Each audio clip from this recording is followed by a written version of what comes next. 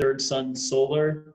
I am a solar consultant in the Northeast Ohio area, as well as working with customers in Central Ohio. And like Caitlin said, we've been doing these webinars, and today's focus is going to be on solar proposals. So how to evaluate solar proposals, what to look for, and also what to be aware of as well. So we have, let's see here. All right. So yeah, so the agenda is pretty simple. Going over the proposals and then our easy steps to solar. And after that, we'll do a Q&A. So during the presentation, if you do have any questions, you can type them in the chat box, and we can address them then or after the webinar. And then also, you know, there's going to be some topics that we're not covering, but we may have already covered them in other webinars, such as batteries and financing for solar and net metering, how it works with your utility.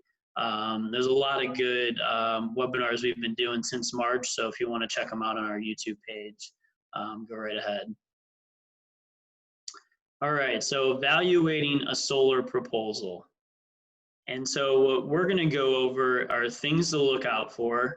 And so you're equipped to compare proposals and make sure that, you know, contractors are giving you enough information to make an informed decision.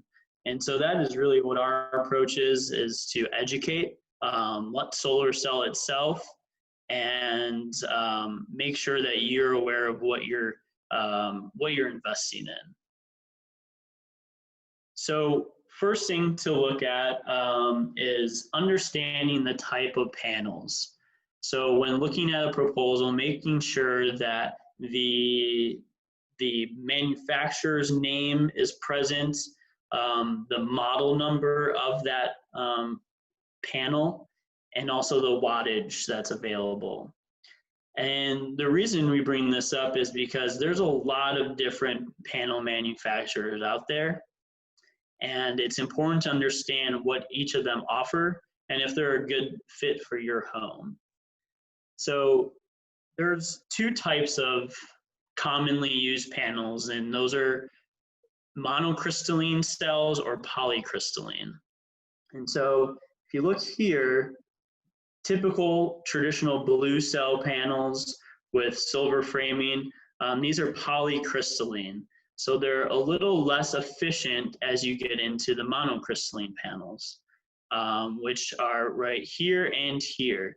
So if aesthetics are important to you and high efficiency, high quality products, we usually steer people towards the monocrystalline, where you can see it's a black frame, black cell, as well as higher premium, higher efficient panels here as well.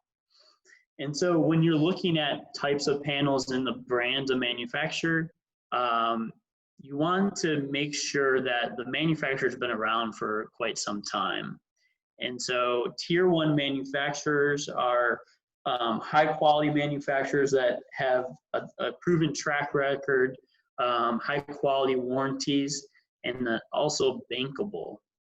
And so we look at the manufacturers to look at their quality of their cells, what their warranty and claims history is, and then looking at their financial stability. So that covers the bankable piece of this. And typical warranties for a solar module are around 25 years. But that can mean nothing if the company goes out of business in 5 years or so. And so Third Sun, we've been doing solar in Ohio for 20 years now. And unfortunately, I've seen a lot of manufacturers come and go. So we look at companies that have a strong balance sheet as well as strong warranties as well.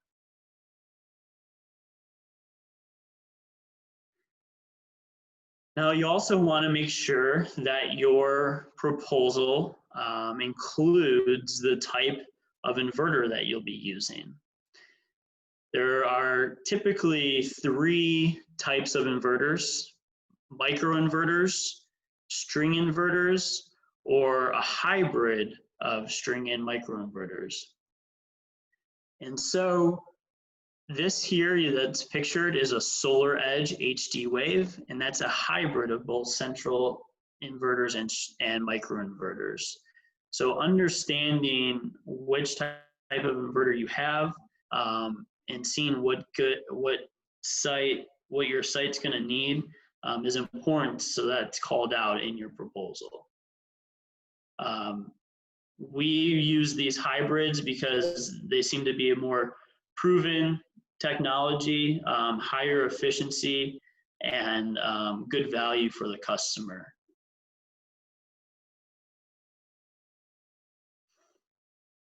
So system warranties. So by choosing manufacturers, you get different warranties, and you want to make sure that this is called out in your proposal. So warranties for the inverter, so you'll deal with your inverter manufacturer, you'll deal with the panel manufacturer warranties. If you do batteries as well, you want to make sure that they have a good warranty, and understanding what those are. And so having this called out in your proposal is, again, it's going to help you plan for the future and make sure that your system is covered. Workmanship warranty is also very important. So that is using an installer that has a proven track record, is confident in their installation crews and installation processes.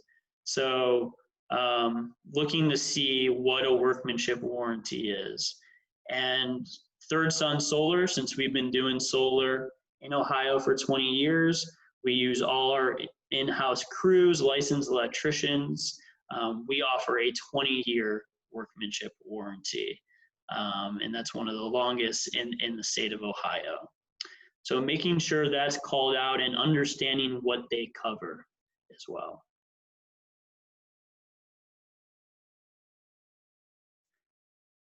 Now, this is very important. How is your system going to perform? And so a lot of homeowners or business owners that are looking at solar, this is very new to them. And you want to be careful in making sure that your system and your proposal is going to perform what your contractor is going to say it will. And solar is becoming very popular these days. It's becoming more mainstream, and you're getting a lot of national companies coming into the States and kind of using a basic average, or if you will, or more of a general figure on what a system will produce, instead of taking a approach of how your site is specifically set up for solar. So we look at the azimuth. So what direction is your system facing? So azimuth can mean south, east, west, southwest, southeast. All those figures play a role in how well your system will produce. The tilt of your roof, the tilt of the array, that's going to play a big role too. So a low pitch may do really well in the summer, but not necessarily a winter. A steep pitch roof will do well in the winter and not as well as in the summer. So that, various degrees of tilt are going to play a role in this system production figure. And then shade. Do you have trees on your property? You have a chimney on your roof that's going to cause some tracking shade through the day. All these are specific to your home and your home alone. So that is definitely needed to consider the production factors, as well as climate data. So if you're using just general production, average for the US, well, that's not going to do you very well in Northeast Ohio, Central Ohio, or even in the Cincinnati area, because all those areas have climate data and receive different variances of sunlight throughout different seasons.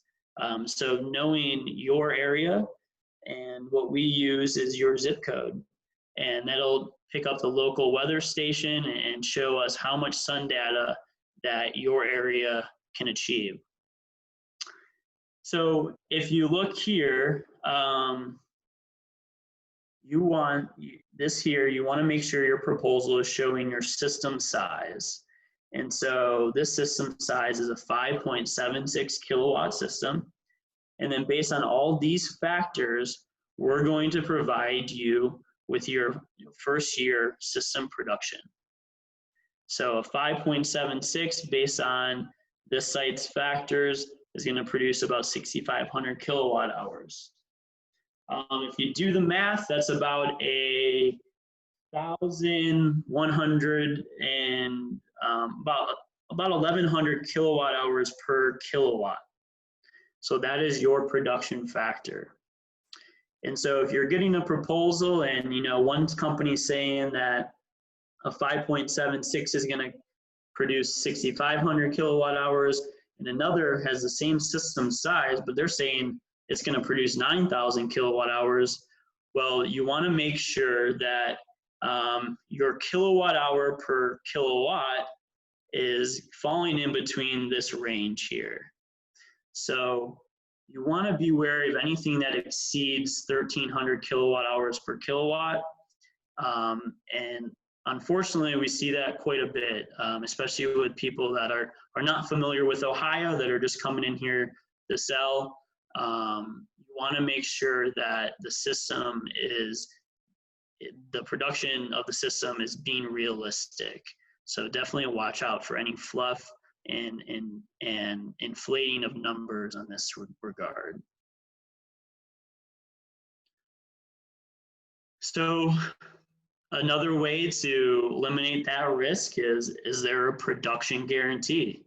So is your installer guaranteeing what they say they're going to produce? And so we have over 1,000 systems, been doing it for 20 years, have a lot of insight in how our systems are performing. And recently, we turned 20 years old in June. And so we started offering more guarantees and more reassurances on how our systems will perform to lessen the risk for you. So we offer a production guarantee, and if the system's not producing what it says it's going to, at the end of the year, you'll actually get a check for that difference. So ensuring that you know what you're getting into and that your numbers aren't inflated is very important when looking at your proposal. It's probably one of the most important things because it can be easily inflated in the installer's preference and then causing you to underperform throughout the life of the system. So this here covers energy inflation rates and just also in general energy rates. So in Ohio, we have investor-owned utilities that are regulated by the Public Utilities Commission.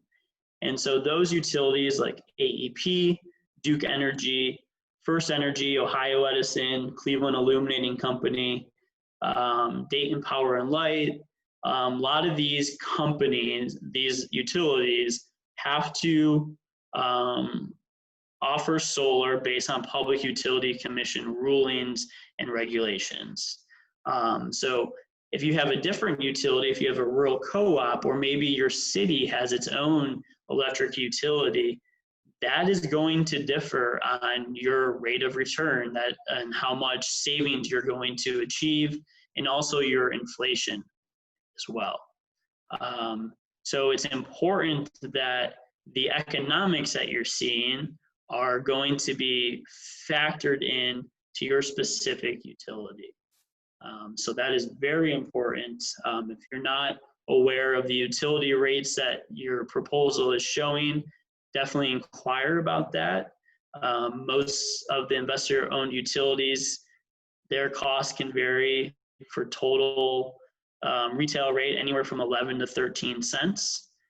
So make sure that that's called out correctly in your proposal and nothing that is inflated or again using US averages, because we need it to be specific to your location. Inflation rate also is important to look at. And so Public Utilities Commission has a lot of this data where we look over a 10-year span and how each utility or how that energy rate has increased over time. And so understanding what rate is being used for there is important again to make sure that your economics are not being inflated. So over from 2005 to 2015, Ohio saw about a 6.4% inflation rate over that 10-year span per year.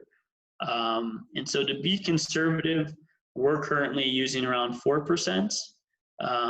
But we call that out, inform, it's right there on our proposal so that you understand how the economic figures are being calculated.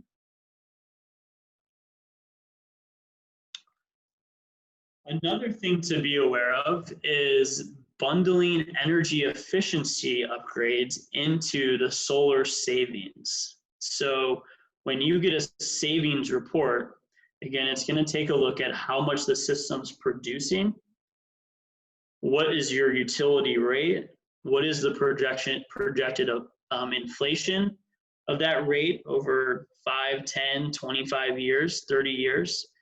And then also, that is how you'll get your system savings. So that'll allow us to say, okay, we'll be able to save 90% of your energy consumption for the year. So that is strictly solar. We are a solar company. We're very dialed in how our systems perform and how systems are going to produce in your area. What we don't do is we're not going to add efficiency upgrades to account for that, maybe that extra 10% that you want to get to 100% offset. So being energy efficient is extremely important, and we encourage our customers to look at ways that they can lower their energy usage, but make sure it's from a verified energy audit. So a solar company offering LED lights or adding some insulation or an attic fan, just throwing these on top of it and giving you a better offset number could be very misleading. So you want to make sure that you're getting a verified energy audit, see where you can lower your usage, and then making sure that your solar system savings is strictly from the solar. That's very important, and it's another way that inexperienced contractors can inflate your numbers there. So, those three things are the biggest ways that the numbers may not add up correctly and customers can be very disappointed. So when looking at different contractors, always look to see what type of accreditations that they have and, use the internet as a resource for looking up reviews or even complaints. So a lot of customers utilize the Better Business Bureau for complaints, and a lot of times the complaints are coming on that the system is just not performing like it said it would, or the numbers that I saw in the sales proposal did not equal what I'm getting today. So very important to use the Better Business Bureau, Google reviews, Facebook reviews. There's also solarreviews.com is a great site as well. And also Dun & Bradstreet, it is a good way to look at the financial health of the installer that you're working with. So just like we look at the financial health of the solar manufacturers and make sure they're around for 25 years to offer their warranties, you also want a installer that has a good track record, that has a good diversified business portfolio and a strong balance sheet to ensure that these people are in it for the long run. They're sustainable business, and that they'll be here to service my system down the road if I ever need that. So those four are very important to look at.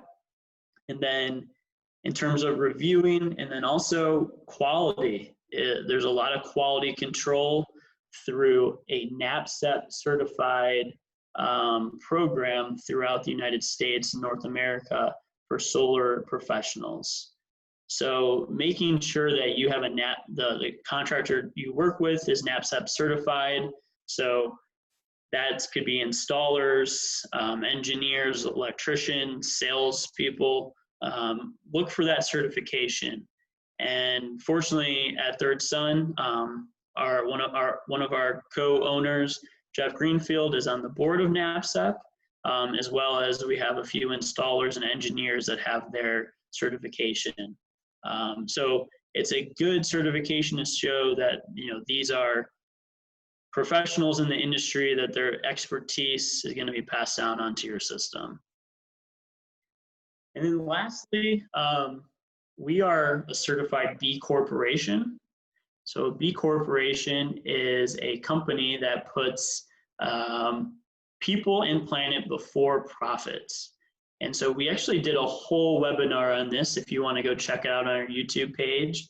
But it's a way that we are audited to make sure that we're being transparent with customers, that we have good internal governance in our company. So how well our employees are being paid, and benefits packages, as well as getting audited on how we treat the environment and our community. So we score very highly in all those regards. And it's another way that you're adding a 30-year power plant to your roof. Make sure that you're using a qualified installer who's going to be around and is going to install it correctly. So a lot of these accreditations are very important to consider when looking for an installer and evaluating the proposal. All right. So before I go into our easy steps to solar, I see we do have a few questions if we want to address those. I actually don't see any questions, David. I've been posting some of the links to the YouTube channel. That might be what you're seeing. Okay. Yeah, but just a reminder to folks, David's going to continue on, but you can feel free to submit any questions using the chat feature. We're also moderating on Facebook, so either of those, feel free to submit questions prior to the Q&A. Great. So here are easy steps to solar. Let's see here. All right, so our easy steps is signing up to get an assessment. It's as I mentioned, it's a very educational approach. But because everybody's site is different and solar is not one size fits all, we take a look at what you're looking for into the project, as well as understanding your energy usage, what utility you have, so we can understand your rates, and then also learning more about your property. What is the shade like? How old is your roof? What direction is your roof facing?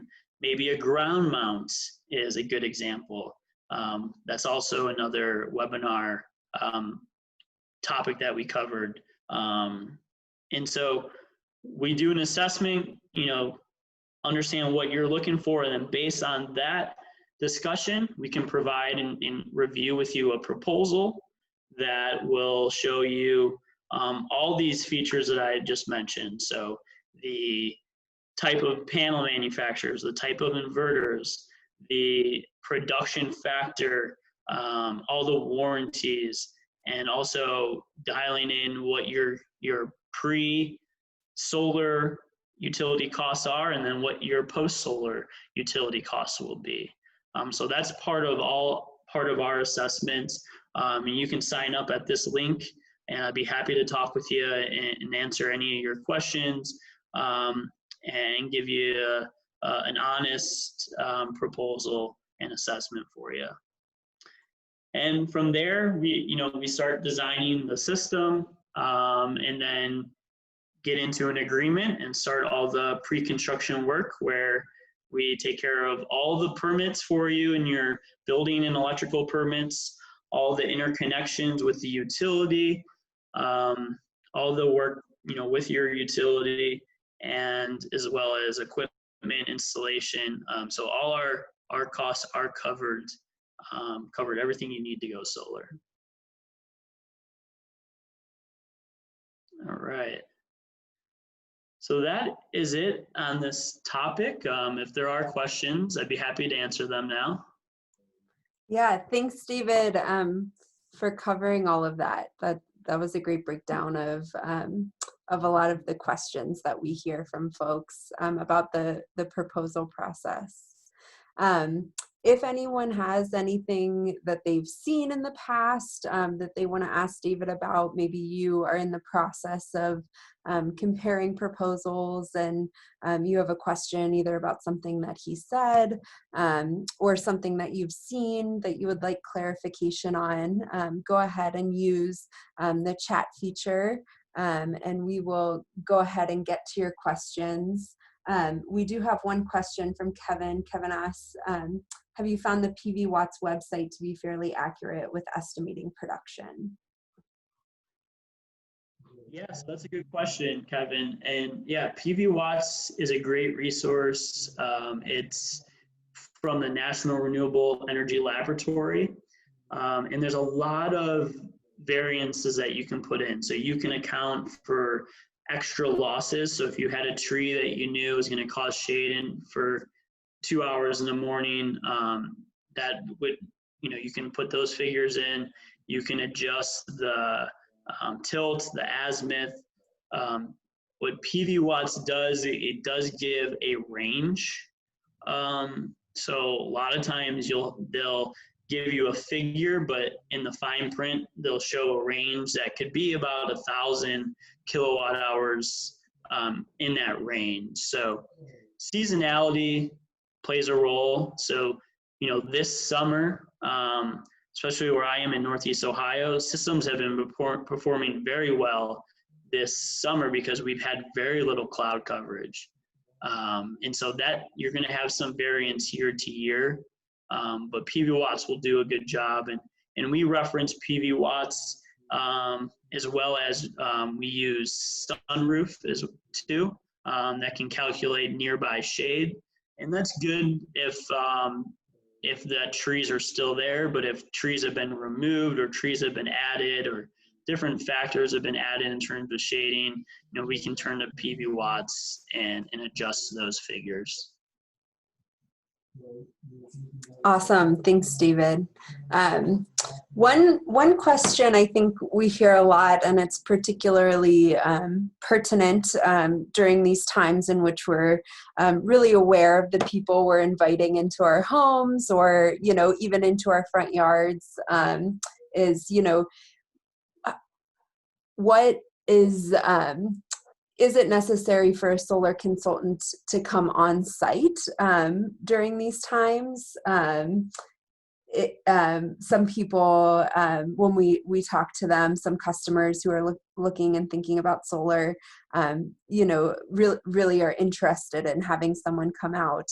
But nowadays, more so, we're hearing, do you have to come out or can you do this proposal remotely? What do you say to people who ask you questions like that, David? Yeah, so there's a lot of technology that we utilize from drone footage or satellite imagery that can give us a very good bird's eye view of someone's home. And a lot of times on my initial call with a customer, I'm looking at that and we're talking about the roof structure of the property. So we can get a really good idea of how many panels can fit on your home or your property doing things remotely. And so it's it can be a very easy process. We've been doing it successfully for years. We have a consultant, Jamie, in our Athens office, who's been doing remote assessments for 10 years at a very high success rate. And so because of COVID, we are trying to do as much remotely as we can. And so what we do ask for some people is to just provide photos of like their electric box or photos of the roof. And that gives us a very good idea of what is needed and how to price it accordingly. So yeah, it's amazing what we can do remotely, and a lot of customers have appreciated that and felt comfortable that they don't have to have a ton of people in their home to get this done. Yeah. You mentioning Jamie just reminded me, we recently had a customer a couple years ago. They had moved locally and were building a new home, and they'd opted to not have solar installed for 6 months so they could have that production understanding of what 6 months living in that new home looked like. And they had just requested a 1-year look back from Jamie. Did that 6 months of data, look, did it do the trick for sizing their system appropriately? And we did the math, or we didn't do the math, Jamie did the math, and found that it was at 100%. It was functioning at 100% of what was predicted. So that was kind of a cool like snapshot look back. Yeah, that's great. Good testament to Jamie's work. Yeah. Another question from Kevin. Have you gone as far as installing time-lapse camera to recall the actual shading? It would be time-consuming, as a full year would be ideal to see where shading occurs. So some more questions about shading. Yeah, that's a good suggestion. Funny enough, I had a customer last week do this. He's an engineer and had the equipment, and we didn't request it from him, but he just sent along some YouTube videos of his time-lapsing shade on his roof.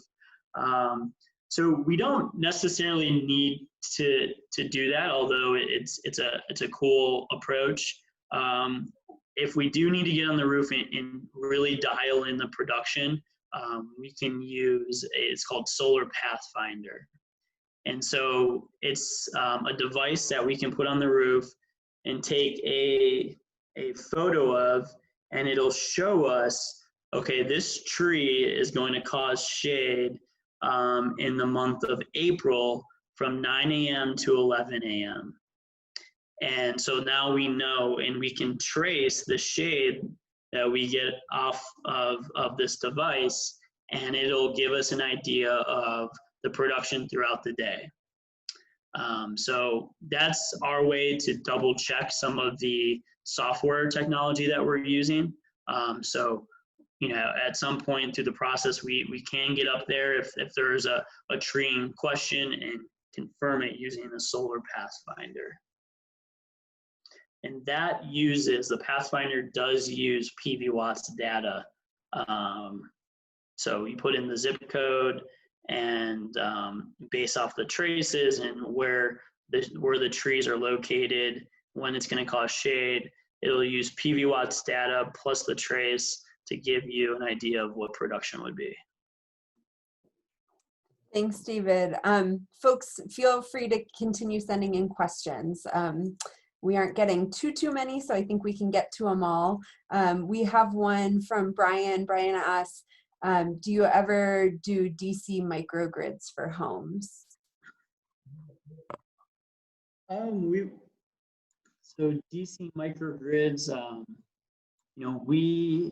we do take people off grid. So a DC powered solar system with batteries would be a DC microgrid.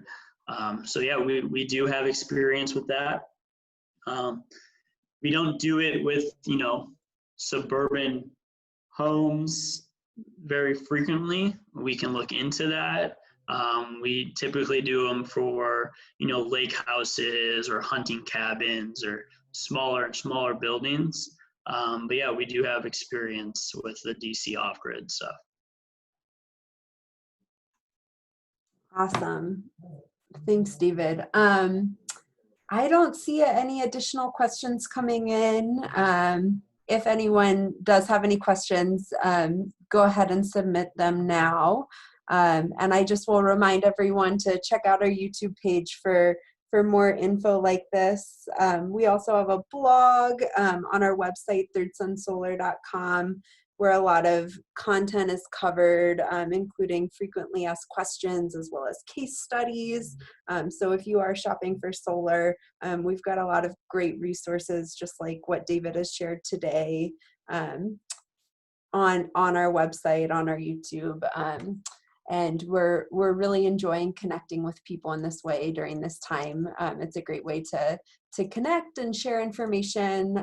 We're enjoying learning from all of you and sharing what we know and have learned in the past 20 years. We do not have any additional questions, David, so we can go ahead and end. Thank you all so much for your time. Or we just got one. Do we have a checklist we can use when talking? That's a great question. We do not have like an actual physical checklist, but that is something we could certainly develop and add to our blog. I think that's a good idea and something that that folks could find useful. What do you think, David? Yeah, that would be great. I'm sure we could put something together for you there. There's also